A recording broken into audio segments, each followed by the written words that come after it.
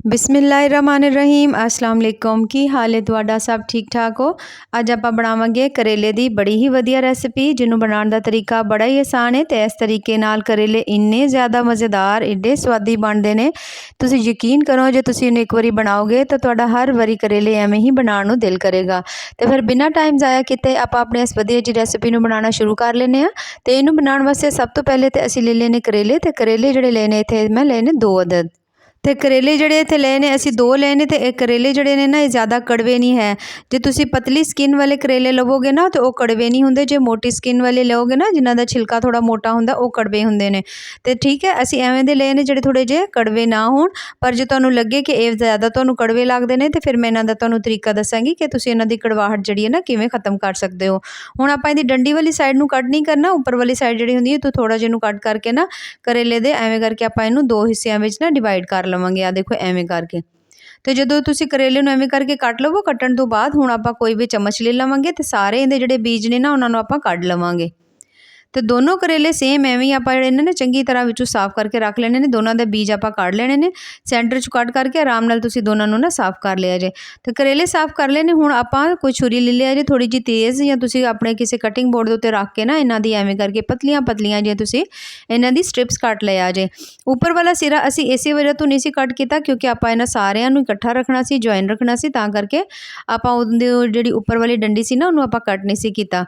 ते आ वेखो हुण एवें करके मैं इहदियां पतलियां पतलियां जिहियां ना सारियां जिहियां स्ट्रिप्स कट लेनियां। जिन्नियां पतलियां कटांगे ना उन्नी जल्दी करेले पक भी जाणगे, उन्ने ही स्वादी बनगे ते कड़वे भी नहीं बनगे। ते आ वेखो एवें करके मैं सारा जिहड़ा ना करेला उहदियां एवें पतलियां पतलियां जिहियां स्ट्रिप्स कट लईआं ते दूसरे नूं भी आपां एवें ही ना कट के रख लवांगे। तो आ वेख सकते हो माशाअल्लाह किड्डियां सोहना असीं करेला जिहड़ा वो बना के तैयार कर लिया, जबरदस्त बन गया। तो दोनों नूं आपां बना लिया, बना के हुण असीं इत्थे रख लिया। अच्छा हुण जे तुहानूं लगे इहदे विच कड़वाहट होएगी, मैं तो एवें ही इन्हां नूं बनाउण लगी हाँ। जे तुसीं इन्हां दी कड़वाहट खत्म करनी होए ना तो तुसीं किसी बोल च पानी ले लो, उह च हल्दी पा दिया जे, 2 चमचे तुसीं नींबू दा रस पा लिया जे, 1 चमचा लूण पा के ना ते तुसीं इहनूं भें के अद्धे घंटे वास्ते रख दिया जे। उस तो बाद चंगी तरह निचोड़ के कढ लिया। ते करेले जिहड़े ना बिल्कुल इन्हां दी सारी कड़वाहट निकल जाएगी ते बड़े मिठे बनगे तुहाडे। अच्छा हुण आपां इत्थे ले लेना बेसन, ठीक है। 1 कप मैं बेसन ले लिया, इनू आप बोल च पा लांगे, अद्धा चमचा नमक पावांगे, इन्नी ही हल्दी पा लवांगे। तो थोड़ी जी आपां इहदे विच पावांगे लाल मिर्च ते नमक मिर्च हल्दी जे तुसीं अपने स्वाद दे हिसाब नाल भी पा सकदे हो। इन्हां तीनों चीज़ां नूं पा के ना थोड़ा जिहा जीरा पा देंगे, थोड़ा जिहा गरम मसाला पा लवांगे ते पा के ना सारियां शावां नूं आपां हुण मिक्स कर लेना। तो जदों सारियां शावां चंगी तरह मिक्स हो जाण ना तो फिर हुण आपां इहदे विच पावांगे बिल्कुल थोड़ा जिहा धनिया, ताकि इहदा होर इहदे ना बड़ा सोहना लगेगा ते फिर मज़ा भी तुहानूं आएगा एवें दी चीज़ बनाउण दा। ते हुण इहनां विच पा के ना थोड़ा जिहा पानी पावांगे, पा के हुण थोड़ा जिहा मिक्स करदे रवांगे। ते नाल नाल तुसीं पानी पांदे रेहा जे, बहुता इक्को वारी नहीं पाना क्योंकि आपां जिहड़ा आ वाला बनाना बेसन ना ते बहुता ही आपां इहनूं गाढ़ा जिहा बना लेना ना पतला बनाना, ठीक है। दरमियाना जिहा होए। आ देखो आप वेख सकदे हो इन्ना होवे, बहुता पतला ना बना लिया जे। पतला बनाओगे तो फिर ये करेलिਆਂ ਨੂੰ लगेगा ही नहीं, थोड़ा जिहा गाढ़ा ही बनाना। तो हुण ਜਿਹੜੇ करेले ਸਾਡੇ ਕੋਲ ਪਏ ਸੀ ਇਹ ਲੈ ਲਵਾਂਗੇ। ਲੈ ਕੇ ਹੁਣ ਆਪਾਂ ਇਹਨਾਂ ਨੂੰ ਚੰਗੀ ਤਰ੍ਹਾਂ ਕਰੇਲਿਆਂ ਨੂੰ ਇਹਦੇ ਵਿੱਚ ਡਿਪ ਕਰਨਾ। ਹੁਣ ਥੋੜਾ ਜਿਹਾ ਗਾੜਾ ਬੇਸਣ ਹੋਏਗਾ ਤੇ ਤਾਂ ਹੀ ਇਹਨਾਂ ਨੂੰ ਲੱਗੇਗਾ ਨਾ। ਦੇਖੋ ਐਵੇਂ ਕਰਕੇ ਜਿੱਥੇ ਨਹੀਂ ਲੱਗੇਗਾ ਚਮਚ ਦੀ ਮਦਦ ਦੇ ਨਾਲ ਤੁਸੀਂ ਚੰਗੀ ਤਰ੍ਹਾਂ ਲਾ ਲੈਣਾ। ਜਿੰਨੀਆਂ ਵੀ ਸਟ੍ਰਿਪਸ ਆ ਉਹਨਾਂ ਨੂੰ ਖੋਲ ਕੇ ਤੁਸੀਂ ਚੰਗੀ ਤਰ੍ਹਾਂ ਇਹਨਾਂ ਨੂੰ ਬੇਸਣ ਲਾ ਲੈਣਾ। ਆ ਵੇਖੋ ਕਿੱਡਾ ਸੋਹਣਾ ਮਾਸ਼ਾਅੱਲਾ ਸਾਰਾ ਕਰੇਲਾ ਜਿਹੜਾ ਚੰਗੀ ਤਰ੍ਹਾਂ ਇਹਨੂੰ ਬੇਸਣ ਲੱਗ ਗਿਆ।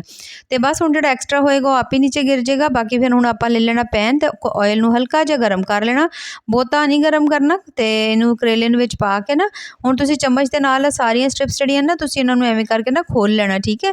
ताकि चंगी तरह सारे ऑयल दे विच जिहड़े करेले ने ना फ्राई होण ते नाल ही इहदे जिहड़ा ना आपां इहदे उत्ते बेसण लाया सी ये भी फ्राई हो जाएगा।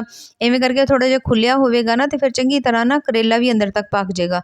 तो दोनों करेलिਆਂ ਨੂੰ मैं चंगी तरह बेसण ला के देख सकते हो मैं इहदे उत्ते इहनूं रख दित्ता विच ते इन्हां दी मैं स्ट्रिप्स भी खोल दित्तियां। हुण आपां इन्हां नूं मट्ठी जी अग दे उत्ते पकावांगे ताकि जिहड़ा करेला वो भी अंदर तक पक जाए तो जिहड़ा बेसण है ना वो होर ज़्यादा क्रिस्पी हो जाएगा, मज़ेदार जो हो जाएगा।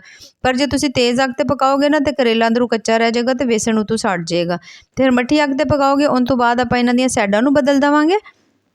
साइडां नूं बदल के हम हुण सेम इसे साइड नूं भी चंगी तरह जो सोहना जिहा कलर गोल्डन ब्राउन नहीं ना हुंदा चंगी तरह मट्ठी अग ते पकाया जाए जद तक कि करेले भी अंदर तक पक नहीं जाते।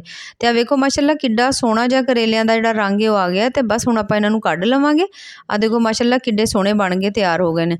ਤੇ ਬਸ ਜ਼ਿਆਦਾ ਇਵੇਂ ਕਰੇਲੇ ਜਿਹੜੇ ਨੇ ਨਾ ਆਇਲ ਵੀ ਨਹੀਂ ਪੀਂਦੇ, ਉਵੇਂ ਆਪਾਂ ਕਰੇਲੇ ਫਰਾਈ ਕਰਨੇ ਆ ਤਾਂ ਕਿੰਨਾ ਜ਼ਿਆਦਾ ਆਇਲ ਲੱਗ ਜਾਂਦਾ।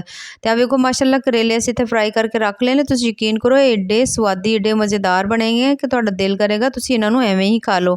ਪਰ ਹੁਣ ਆਪਾਂ ਇਹਨਾਂ ਦਾ ਅੱਜ ਸਾਲਨ ਬਣਾਵਾਂਗੇ। ਤੇ ਸਾਲਨ ਬਣਾਉਣ ਵਾਸਤੇ ਸਭ ਤੋਂ ਪਹਿਲੇ ਚੀਜ਼ ਜਿਹੜੀ ਆਪਾਂ ਨੂੰ ਚਾਹੀਦੀ ਹੈ ਉਹੀ ਵਾਲਾ ਘਿਓ ਲੈ ਲਵਾਂਗੇ ਜਿਨ 'ਚ ਆਪਾਂ ਨਾ ਕਰੇਲੇ ਫਰਾਈ ਕੀਤੇ ਸੀ। ਠੀਕ ਹੈ, ਥੋੜ੍ਹਾ ਜਿਹਾ ਘੱਟ ਕਰ ਲਵਾਂਗੇ ਕਿਉਂਕਿ ਮਸਾਲਾ ਆਪਾਂ ਇੰਨਾ ਜ਼ਿਆਦਾ ਨਹੀਂ ਬਣਾਉਣ ਦੇ। 2 ਅਦਦ ਮੀਡੀਅਮ ਸਾਈਜ਼ ਦੇ ਜਿਹੜੇ ਪਿਆਜ਼ ਸੀ ਨਾ ਉਹਨਾਂ ਨੂੰ ਮੈਂ ਕੱਟ ਕੇ ਇਹਦੇ ਵਿੱਚ ਪਾ ਦਿੱਤਾ ਸੀ। ਪਾ ਕੇ ਹੁਣ ਆਪਾਂ ਇਹਨਾਂ ਨੂੰ ਥੋੜ੍ਹਾ ਜਿਹਾ ਇਹਨਾਂ ਨੂੰ ਫਰਾਈ ਕਰ ਲਵਾਂਗੇ। ਜਦੋਂ ਤੁਸੀਂ ਦੇਖੋਗੇ ਪਿਆਜ਼ ਦਾ ਰੰਗ ਥੋੜ੍ਹਾ ਜਿਹਾ ਹਲਕਾ ਜਿਹਾ ਗੋਲਡਨ ਹੋਣ ਲੱਗ ਪਿਆ ਜਾਂ ਪਿਆਜ਼ ਥੋੜ੍ਹਾ ਜਿਹਾ ਨਰਮ ਹੋ ਗਿਆ ਨਾ, ਤੇ ਫਿਰ ਆਪਾਂ ਇਹਦੇ ਵਿੱਚ ਪਾਵਾਂਗੇ 2 ਤਕਰੀਬਨ ਹਰੀਆਂ ਮਿਰਚਾਂ, 4 ਤੋਂ 5 ਬਰੀਕ ਕੱਟ ਕੇ ਮੈਂ ਪਾਤੀਆਂ, ਤੇ 2 ਅਦਦ ਮੈਂ ਇਹਦੇ ਵਿੱਚ ਪਾ ਦਿੱਤੇ ਨੇ ਟਮਾਟਰ ਪਾ ਕੇ ਹੁਣ ਆਪਾਂ ਇਹਨਾਂ ਨੂੰ ਫਿਰ ਥੋੜ੍ਹਾ ਜਿਹਾ ਭੁੰਨ ਲਵਾਂਗੇ। ਜਿੰਨੇ ਚਿਰ ਜਿਹੜਾ ਟਮਾਟਰ ਆ ਹਰੀਆਂ ਮਿਰਚਾਂ ਸਾਰੀਆਂ ਚੀਜ਼ਾਂ ਸੋਹਣੀਆਂ ਜਿਹੀਆਂ ਪੱਕ ਨਹੀਂ ਜਾਂਦੀਆਂ, ਥੋੜ੍ਹੀਆਂ ਜਿਹੀਆਂ ਨਰਮ ਨਹੀਂ ਹੋ ਜਾਂਦੀਆਂ। ਤੇ ਜਿਵੇਂ ਸਾਰੀਆਂ ਚੀਜ਼ਾਂ ਥੋੜ੍ਹੀਆਂ ਨਰਮ ਹੋ ਜਾਣਗੀਆਂ ਨਾ, ਤੇ ਫਿਰ ਆਪਾਂ ਇਹਦੇ ਵਿੱਚ ਮਸਾਲੇ ਪਾ ਦੇਵਾਂਗੇ। ਤੇ ਅੱਧੇ ਨਾਲੋਂ ਥੋੜ੍ਹਾ ਘੱਟ ਚਮਚਾ ਮੈਂ ਮਿਰਚ ਦਾ ਉਹਦਾ ਨਮਕ ਦਾ ਪਾ ਦਿੱਤਾ, ਉਨੀ ਕੁ ਹਲਦੀ ਪਾਤੀ ਆ, ਥੋੜ੍ਹੀ ਜਿਹੀ ਲਾਲ ਮਿਰਚ ਪਾ ਦੇਵਾਂਗੇ ਕਿਉਂਕਿ ਮਸਾਲਾ ਆਪਾਂ ਇੰਨਾ ਜ਼ਿਆਦਾ ਬਣਾਉਣ ਨਹੀਂ ਡਏ, ਤੇ ਫਿਰ ਇੰਨੀ ਜ਼ਿਆਦਾ ਲੂਣ ਮਿਰਚ ਪਾਉਣ ਦਾ ਫਾਇਦਾ ਵੀ ਨਹੀਂ ਹੈ। ਤੇ ਇਹਨਾਂ ਸਾਰੀਆਂ ਨੂੰ ਪਾ ਕੇ ਦੁਬਾਰਾ ਆਪਾਂ ਭੁੰਨ ਲਵਾਂਗੇ ਕੁਛ ਦੇਰ ਲਈ। ਤਾਂ ਜਦੋਂ ਤੁਸੀਂ ਦੇਖੋਗੇ ਸਾਰੀਆਂ ਚੀਜ਼ਾਂ ਬੜੀਆਂ ਸੋਹਣੀਆਂ ਭੁੱਜ ਗਈਆਂ। ਅੱਛਾ, ਇਹ ਤਾਂ ਪਾਣੀ ਦਾ ਛਿੱਟਾ ਲਾਉਣ ਦੀ ਜ਼ਰੂਰਤ ਹੋਏ ਨਾ ਤਾਂ ਲਾ ਲਿਆ, ਜਿਵੇਂ ਤਾਂ ਟਮਾਟਰਾਂ ਦਾ ਵੀ ਪਾਣੀ ਹੈ, ਪਰ ਮਿਰਚ ਨਮਕ ਜਿਹੜੀ ਨਾ ਬੜੀ ਸੋਹਣੀ ਭੁੱਜ ਜਾਏਗੀ ਜੇ ਥੋੜ੍ਹਾ ਪਾਣੀ ਦਾ ਛਿੱਟਾ ਲਾ ਕੇ ਤੁਸੀਂ ਇਹਨਾਂ ਨੂੰ ਭੁੰਨ ਲਓਗੇ। ਤੇ ਮੈਂ ਇੱਥੇ ਹਲਕਾ ਜਿਹਾ ਪਾਣੀ ਪਾ ਕੇ ਦੁਬਾਰਾ ਇਹਨਾਂ ਦੀ ਭੁਨਾਈ ਕਰ ਲਈ ਆ। ਤੇ ਜਦੋਂ ਵੇਖੋ ਕਿ ਮਿਰਚ ਨਮਕ ਜਿਹੜੇ ਸਾਰਾ ਕੁਛ ਸੋਹਣਾ ਜਿਹਾ ਪੱਕ ਗਿਆ ਵਾ, ਤੇ ਫਿਰ ਆਪਾਂ ਇਹਦੇ ਵਿੱਚ ਪਾਵਾਂਗੇ ਬਿਲਕੁਲ ਥੋੜ੍ਹੀ ਜਿਹੀ ਕਸੂਰੀ ਮੇਥੀ, ਜਿਹਦੇ ਨਾਲ ਇਹਦੀ ਖੁਸ਼ਬੂ ਬੜੀ ਸੋਹਣੀ ਹੋ ਜਾਏਗੀ। ਤੋਂ ਤੋਂ ਬਾਅਦ ਆਪਾਂ ਇਹਦੇ ਵਿੱਚ ਪਾਵਾਂਗੇ ਹਰਾ ਧਨੀਆ ਪਾ ਕੇ ਹਲਕਾ ਜਿਹਾ ਆਪਾਂ ਇਹਨਾਂ ਨੂੰ ਮਿਕਸ ਕਰ ਦਾਂਗੇ। ਤੇ ਬੜਾ ਸੋਹਣਾ ਜਿਹਾ ਮਸਾਲਾ ਸਾਡਾ ਜਿਹੜਾ ਨਾ ਉਹ ਬਣ ਕੇ ਤਿਆਰ ਹੋ ਗਿਆ। ਦੇਖੋ ਮਾਸ਼ਾਅੱਲਾ ਜ਼ਬਰਦਸਤ ਬਣ ਗਿਆ। ਹੁਣ ਇਹਨੂੰ ਮਿਕਸ ਕਰ ਲੈਣਾ। ਹੁਣ ਆਪਾਂ ਇਹਨੂੰ ਪਾ ਲਵਾਂਗੇ ਕਿਸੇ ਵੀ ਪਲੇਟ ਦੇ ਵਿੱਚ। ਤੇ ਆ ਵੇਖੋ ਮੈਂ ਇਹਨੂੰ ਸਾਰੇ ਮਸਾਲੇ ਨੂੰ ਪਾ ਲਿਆ ਪਲੇਟ 'ਚ, ਤੇ ਕਿੱਡਾ ਸੋਹਣਾ ਮਾਸ਼ਾਅੱਲਾ ਪਿਆਜ਼ ਦਾ ਜਿਹੜਾ ਸਾਡਾ ਮਸਾਲਾ ਬਣ ਕੇ ਨਾ ਉਹ ਤਿਆਰ ਹੋ ਗਿਆ। ਤੇ ਬਸ ਸਾਰੇ ਮਸਾਲੇ ਨੂੰ ਪਾ ਕੇ ਹੁਣ ਜਿਹੜੇ ਆਪਾਂ ਕਰੇਲੇ ਵੇਸਣ ਵਾਲੇ ਕਰੇਲੇ ਫਰਾਈ ਕਰਕੇ ਰੱਖੇ ਸੀ ਨਾ, ਉਹ ਆਪਾਂ ਇਹਦੇ ਉੱਤੇ ਰੱਖ ਦੇਵਾਂਗੇ।